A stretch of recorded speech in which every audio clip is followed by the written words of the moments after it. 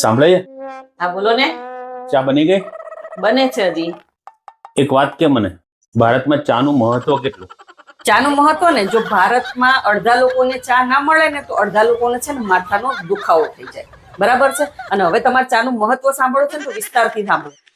ઉનાળો હોય તોય ચા, શિયાળો હોય તોય ચા, ચોમાસું હોય તોય ચા, જન્મ થાય તોય ચા, મરણ થાય તો પણ ચા, લગ્ન હોય તો પણ ચા, છોકરી જોવા જાય તોય ચા, તાવ આવે તોય ચા, માથું દુખે તોય ચા, અને મહેમાન આવે તોય ચા.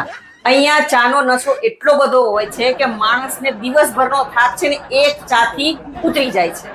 ભારતમાં છે ને કોઈ પણ ડોક્ટર ચા છોડવાનું કહી દે ને તો લોકો છે ને ડોક્ટરને છોડી દે પણ ચા ના છોડે.